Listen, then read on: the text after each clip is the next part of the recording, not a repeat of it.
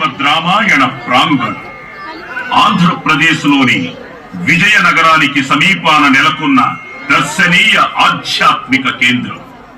విజయనగర వాస్తవ్యులు NCS group, NCS charitable trust వ్యవస్థాపకులు శ్రీ నారాయణం నరసింహమూర్తి గారి బహుకాల సంకల్ప బల ఫలితమీ రామనారాయణ నిర్మాణం.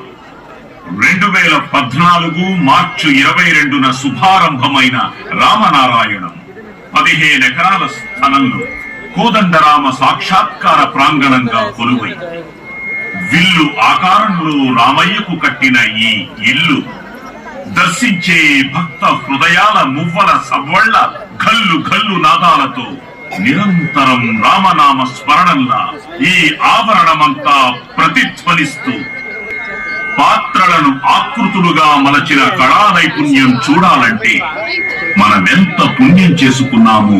36 మలిసగంలో 36 చిత్రాలు, వెరసి 72 చిత్రాల చిత్రాతి చిత్ర విచిత్రాలు, నారద తుంగుర సుఖ మహర్షుల ప్రతి